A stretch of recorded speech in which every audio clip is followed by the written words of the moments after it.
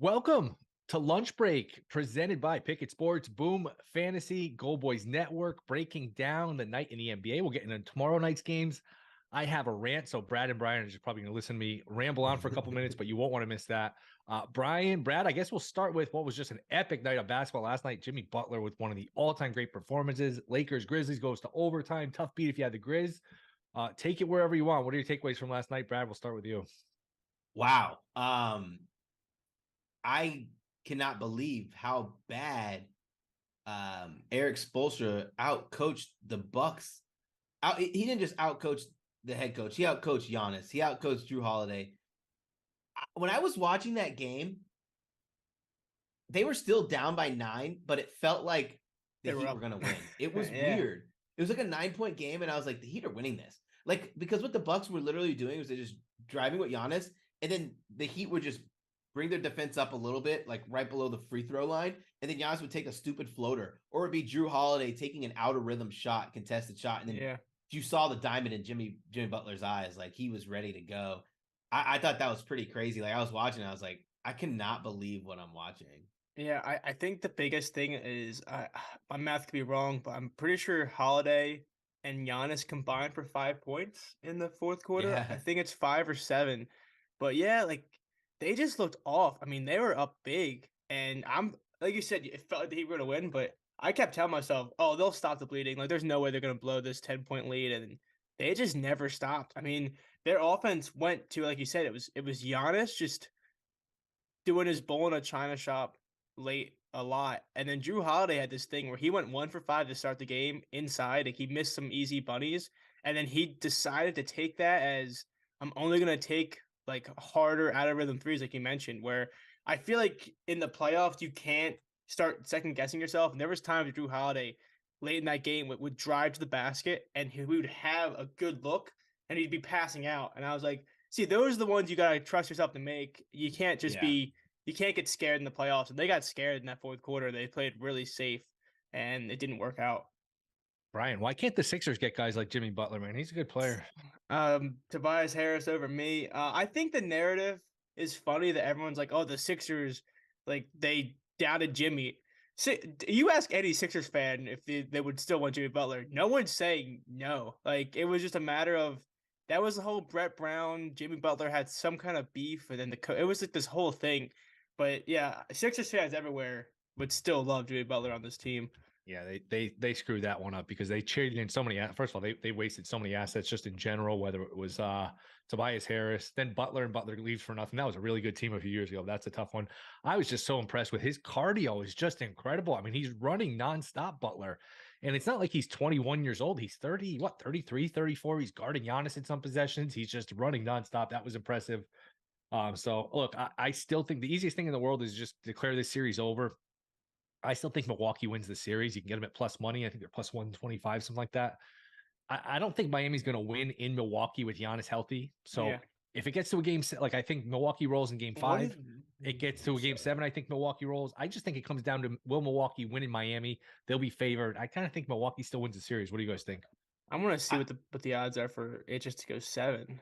I'm actually going to play that because if you parlay every game, if you imagine you parlay every game, it's going to be less than plus 130.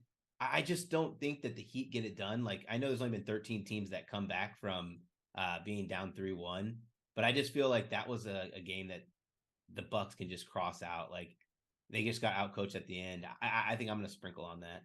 Honestly, it's minus 130 if you want to take the Bucks plus 1.5. I feel like that's like not a bad price. That's a say it goes to back to Milwaukee for game 7. But yeah, it's a tough one. I do think that Milwaukee's just a much better team, but there is always that scary factor of one bad shooting night and you're out. It's very scary. Shooting night for Miami, and they've shot the hell out of the ball. They've played great these 3 games. That's the other thing.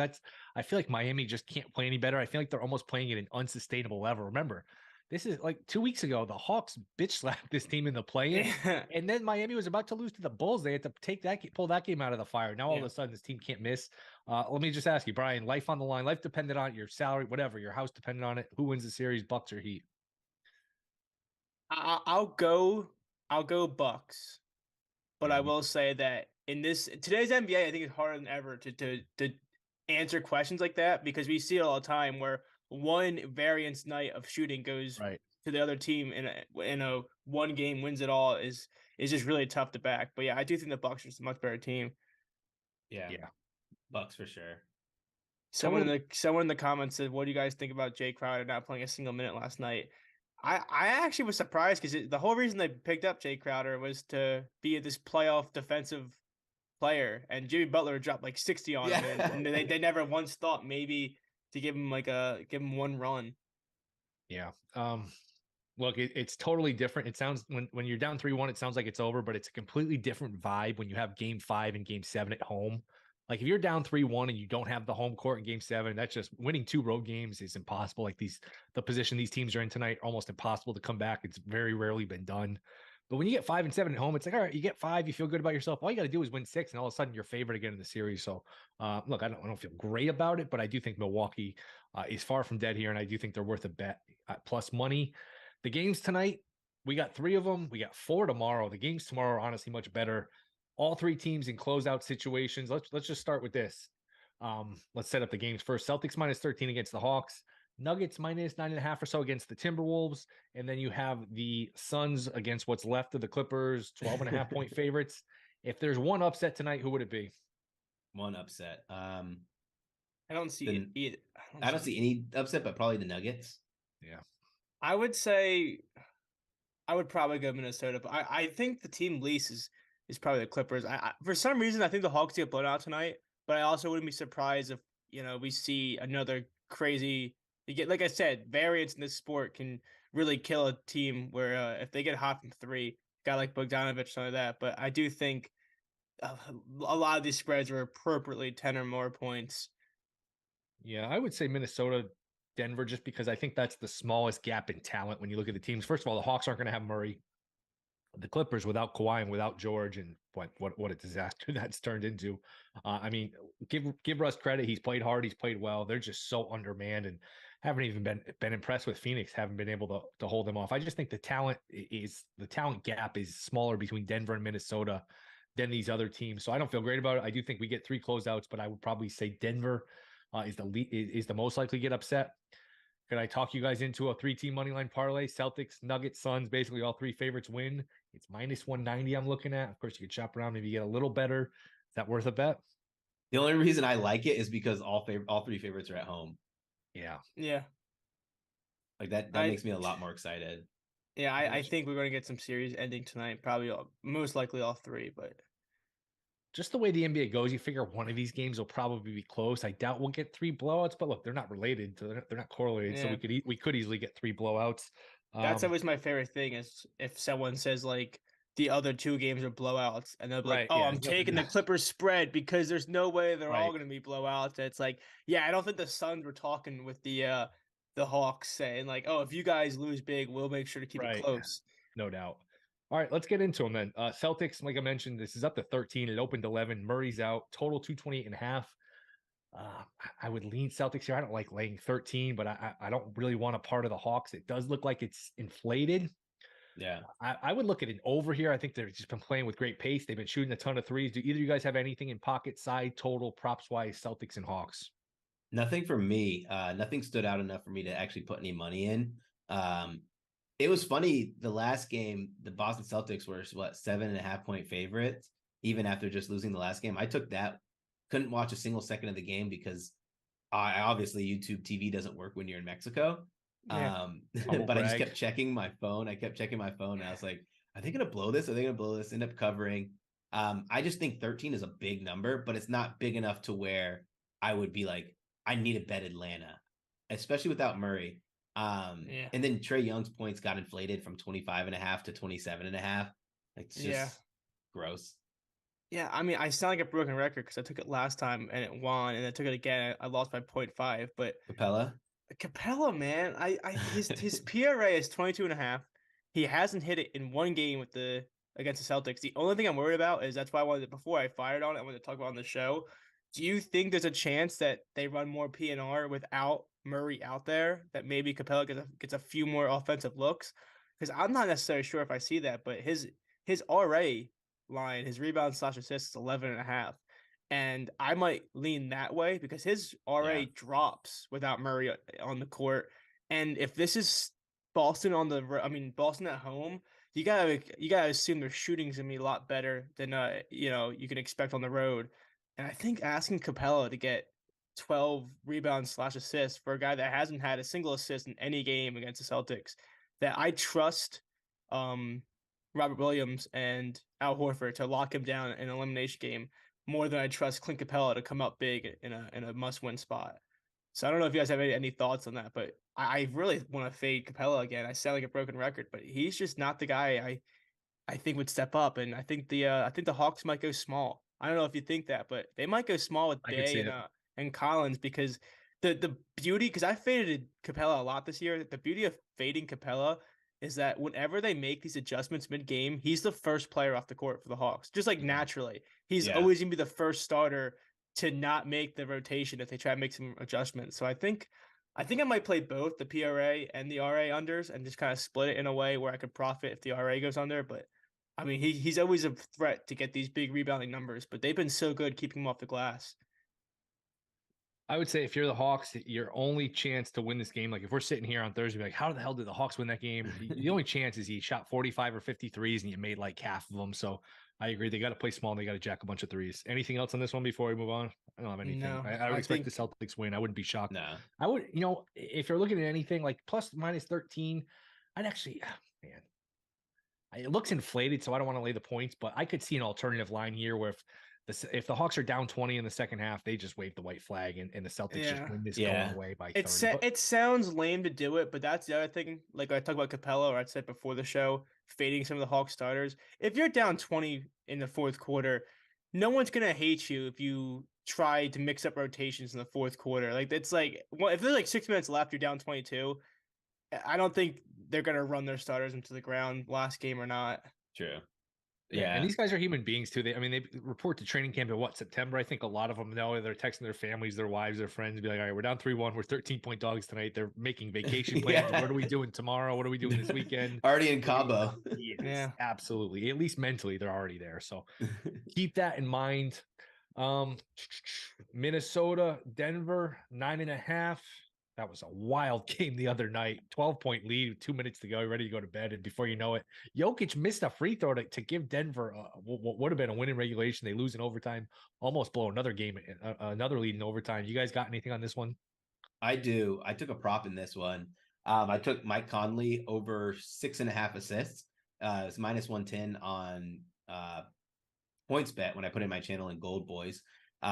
But with Kyle Anderson out, everyone knows the Timberwolves run this like double point guard situation with Anderson and Conley. Now it makes the ball in Conley's hand more.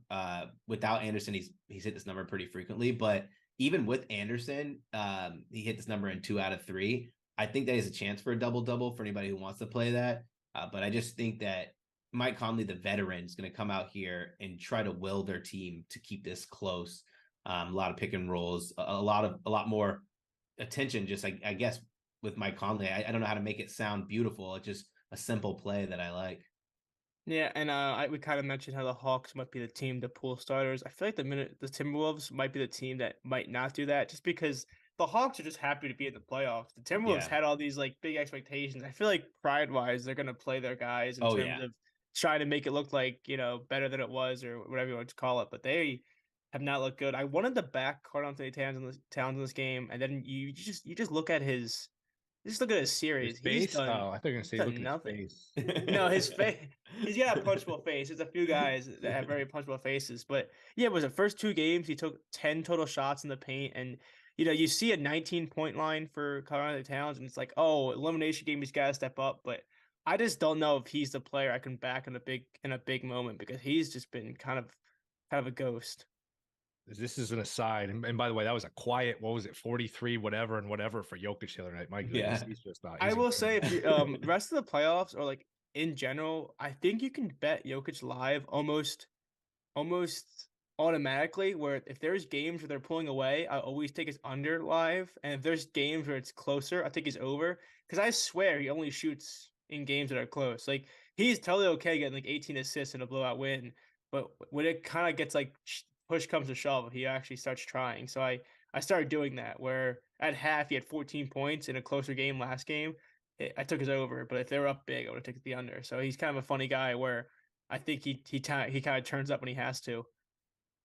You guys think Towns is on the team next year? I think that the easiest way to get some of those assets they gave up for Gobert, which you're never going to get all that back, the easiest way to recoup some of that is you trade Towns. You might want to trade him before he loses the rest of his athleticism. I don't know that he'll age well. Could you see a Towns trade?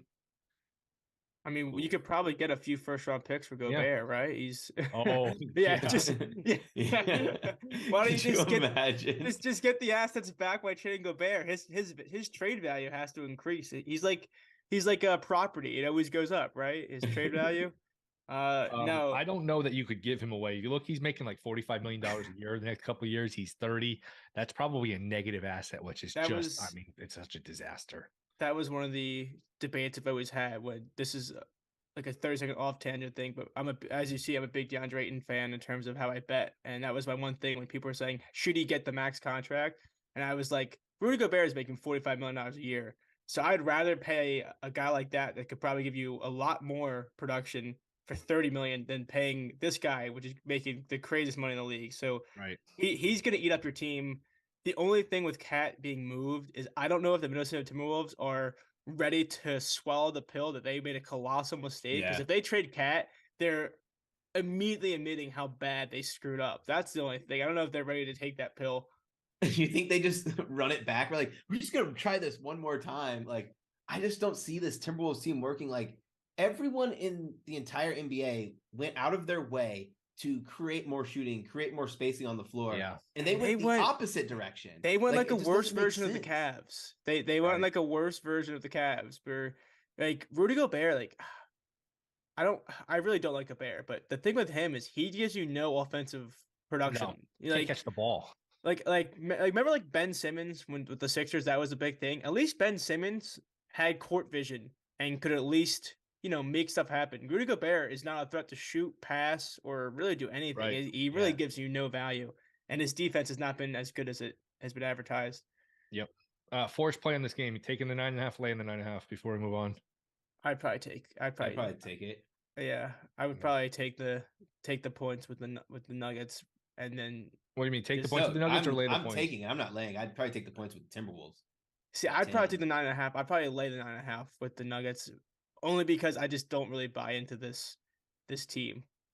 Yeah, I guess I would take it, but again, not one I'm dying. No, I'm not betting either side. I don't want to. No, just as a thought exercise. It's a gross game. Yeah, it's a gross game. I'm not taking either side. I just think there's more of a chance that we see this Timberwolves team collapsing than I see them putting it together again for a second straight game. Clips and the Suns, the final game tonight, 12.5, total 223. Boy, if you're going to win a championship, if you're the Suns, it hasn't been that impressive. They've been relying, they need so many minutes out of Booker, who's been incredible, and Durant. The rest of the guys haven't looked great. Russ has really kept them in these games. That being said, it's Phoenix up 3-1. Figure they finish off this series. How would you guys attack this game? Brian, are you going to take Ayton double-double again? So I wish it was playable. Double-double in a win is like -150. Wait, really? I've taken Ayton double-double the last like 3 games, and it was -115 each time. And this time it's so juiced because I would have taken him. You mentioned Kevin Durant and Devin Booker's minutes. The Suns will only go as long as these 3 guys can keep playing because they're literally relying on KD, Ayton, and Booker to play 40 minutes a game. And that's you wonder how sustainable that is. But yeah, I think there's value in Ayton's rebounds just because whether or not the Clippers play small, he's going to be playing 38 minutes as long as he doesn't get in foul trouble. So he's been great in the glass. So I do want to find a way to play that. If you play like double-double or like 11 rebounds in a win, it's plus money. I might do something like that because I do like his rebounds a lot more than his points. But yeah, I think the Suns close it out. And you mentioned Will playing a lot of these guys for high minutes. I'm sure the Suns would rather play them for high minutes again today and end the series early rather than lighten their rotation and risk any chance of making this go any further than 5 games. Yep. Anything in terms of Westbrook? Oh, what were you gonna say, Brad? I said especially with like the injury proneness of their players, like less games they want on their bodies, tread on their tires. I think the line movements on these games are pretty funny. Like Russell Westbrook points, rebounds, assists. Without Kawhi was 34.5. Now it's 41.5. I know he's gonna take more shots. I do like the over. It's just funny to pay attention to as the lines and stuff go up. KD's points and rebounds up to 35.5 now.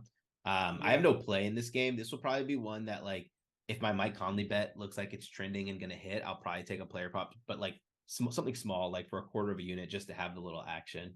Yeah, I will say the one play I like in this game that I have to see how it moves, but it's one that can make you look like an idiot. Like if like RIP to any person out there that gave out publicly like a Jimmy Butler under yesterday, because they're gonna get like those are the worst people. Like it sucks to see that because as we bet unders, you know you get clowned a lot. But Yeah, I kind of like Norman Powell's under. Will mentioned how Russell Westbrook's been so key to keep them in close to games.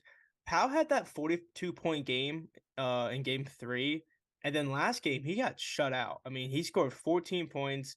He shot 4 for 14. And his PRA line is like given 32.5. I just think it's a little high based off a guy that, you know, had one breakout game in the series. But the rest of the series, he's not been shooting super well. A guy I like, Terrence Mann, 10.5. Is that a little light? man, I bet Terrence Mann in a parlay. What was it, last game? And I had him at 10. It was like the sweatiest 10 ever. Oh my God. He ended at 10, but I think he didn't take a shot until like his last shot was like with 2 minutes left on the clock. Yeah, the only thing that scares me about like 13, 10, and 10. reasons I would like man or and reasons I would be a little bit scared of taking under for Norman Powell is these guys can just play a lot of minutes. I mean, Man would probably play 30. Powell would probably play like 35, 40. So that they should get a lot of run. Wow, Powell has 10, 10. I mean, Man, 10, 10, 10, 13. He really is liking that 10. Exactly. That's crazy. Lunch hour, Goldboys, Picket Sports.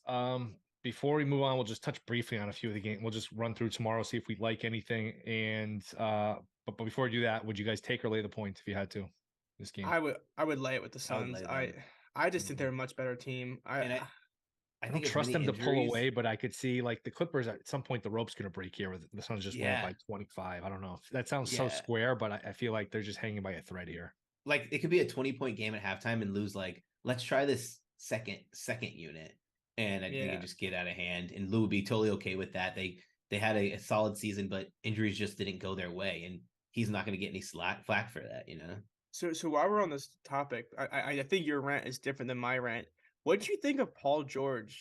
His comment in his interview like 2 days ago, he talked about being healthy is more about work ethic than it is about talent, which is a really weird comment for a team that is tired. He always says strange things. Yeah, but it's like that's such a weird comment. Why your whole team is load management in the playoff? That's not necessarily him because he's also hurt. So it was just really a weird comment to talk about health being all about work ethic for a team that plays 30% of their games with their starters. Right. So that was really strange because I mean they have guys resting again. This is an elimination game, and they don't even seem to have the urgency. It's kind of wild, especially like since they won game 1. Like I don't know, it's so weird. It just doesn't make sense to me. I think they really have given up. It feels like they're just like, we gave up. Do you think the 4 in Sacramento, Golden State with the Fox energy? Do you think that's an overreaction? There's no way Fox plays, correct? Like I think he'll play. I think he'll try to play.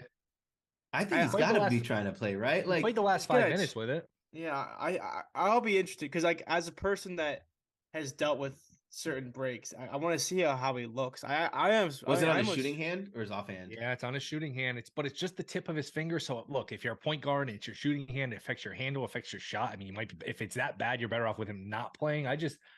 Man, it was -1.5 now to 4, 4.5, like a 5.5, 6-point adjustment for a guy who might play. I think that's a little high.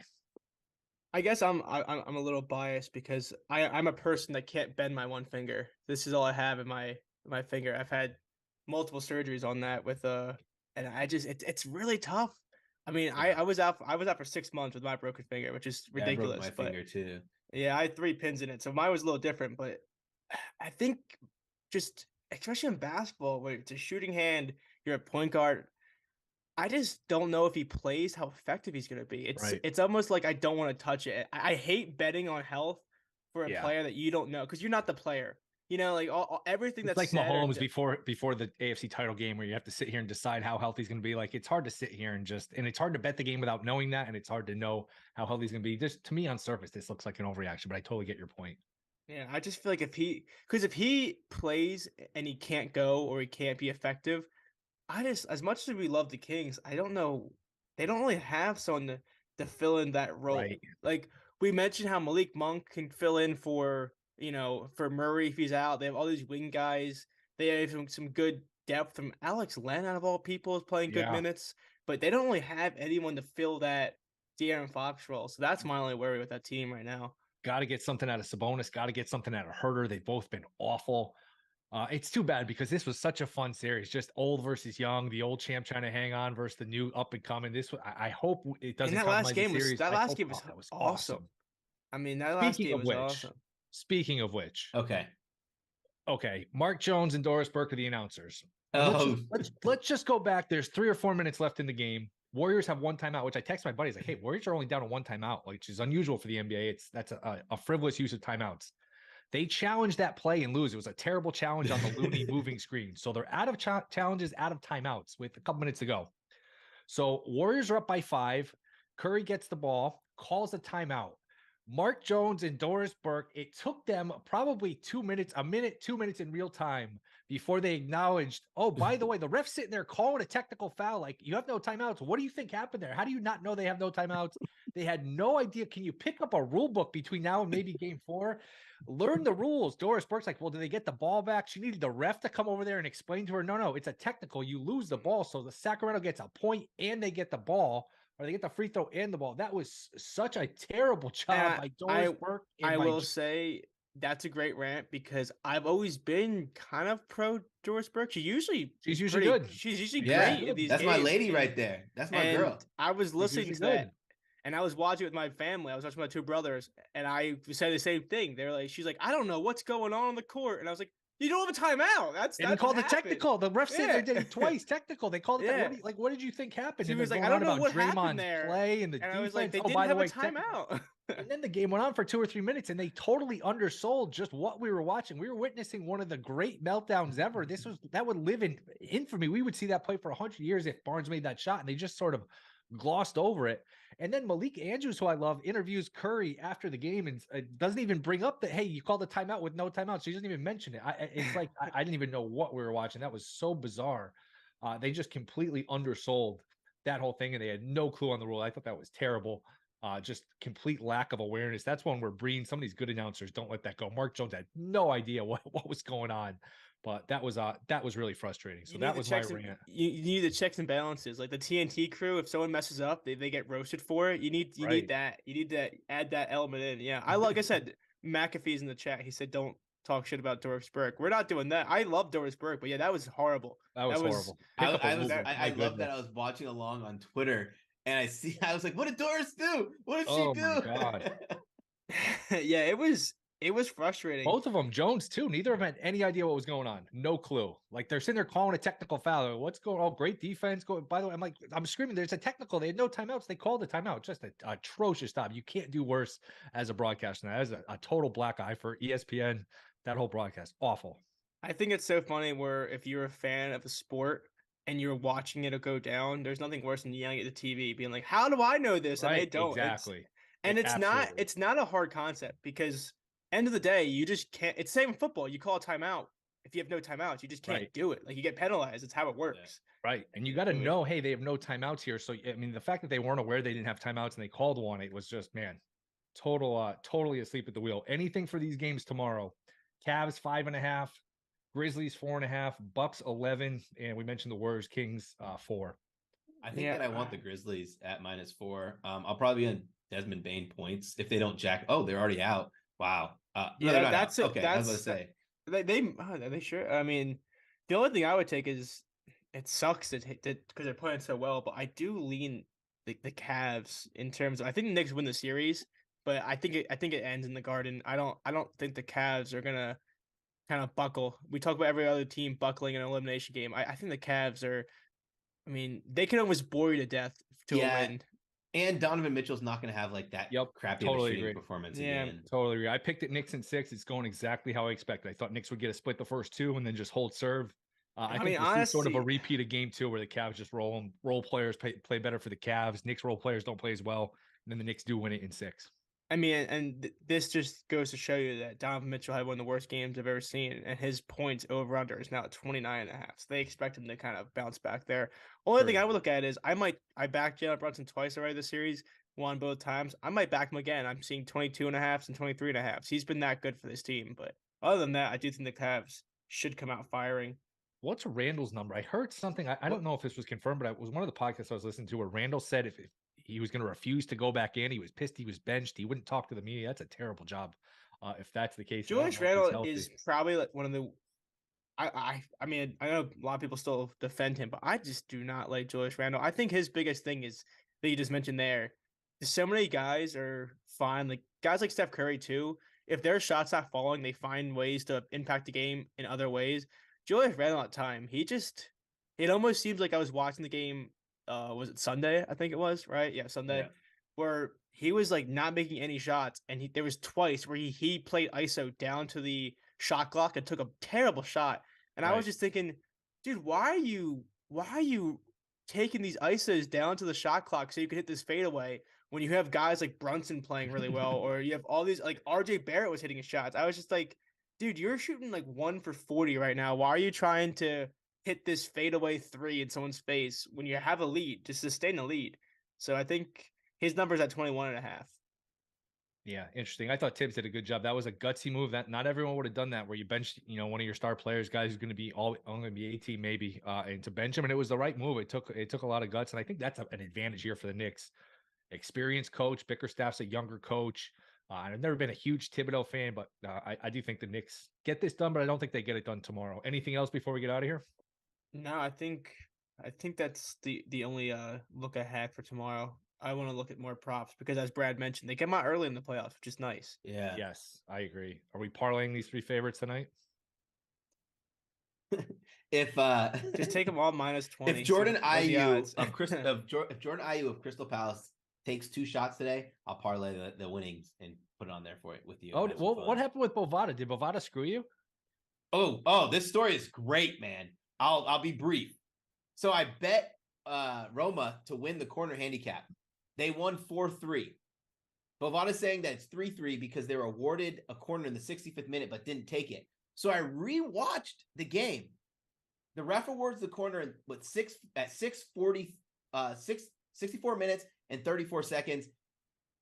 Roma runs to the corner, takes a short corner. I send the screenshot to them. Literally on their website, they say they use whoscored.com as their stat site. Who Scored grades it 3-4. The official site of Serie A has it 3-4. Nowhere has it 3-3, but Bovada. And they didn't rectify. They didn't make it right. Yo, I've been going about this. They keep corner markets are settled on the number of corners actually taken. Any corners that are awarded but aren't taken because ref believes the whistle before the end of the half do not count for wager purposes. Then they said the corners given in the 65th minute did not take place, and the correct total is 6, 3 for each team, which makes it a loss on the wager. There's no way that actually is going to happen. Wow. And you have I've been there, man. You have no recourse. It's just a helpless feeling where you feel like you're arguing with a child sometimes, where they'll just sit there and tell you 2 + 2 = 5. There's nothing you can do. Bovada's almost worse because they know that if you're offshore, there's a reason for it. And it's like, what are you gonna do? Find another book? Right. It's the same thing with like DraftKings. They don't change off stat corrections. And that's just the most annoying thing ever. Like if you have a stat correction after the fact, like, oh, we don't amend those. And it's like, yeah, but the NBA was admitting they were wrong. And it's like, yeah, but we go off original settle. And it's just, they kind of. I get it because they don't want to pay out both sides. I get it. But geez. Yeah, it can be really The bet wasn't even massive. It's just the principle of it. Right. That you can't say it literally says on their rule book that they use Who Scored for stats. And and if that's your official stat, like website or whatever you use, you have to honor it. Like it's something you can't say, well, I don't think they took it. Right. That's like saying if Paul George if Paul George over 3.5 assists, Paul George lands on 4, but the sports book goes, we're not counting that one as an assist. We're counting as a team assist because we're the sports book. Yeah, that's crazy. Yep, And nothing. You're probably not gonna. Sadly, you're probably just gonna have to deal with that, which is Oh, annoying I'm as gonna hell. lose it because they, but it's just the fact that they say that they're using their stats there. Like if Absolutely you say you use it, you say you use it. I had one of those, a dispute. It was, will there be a score in the first 6 minutes of an NFL game? And the score took place like 6 minutes and 5 seconds into the game, so it should have been a win. But they kept arguing with me that the play started. I was like, it doesn't matter when the play started, but when the score occurs, who cares when they took the snap? And again, it's like arguing with a toddler sometimes. You just go around and around in circles. It's so frustrating. I've been there, but appreciate it, guys. Good luck with all your plays tonight. Thank you for listening. Boom Fantasy, Pick It Sports. We will be back Thursday. See you then. See you guys.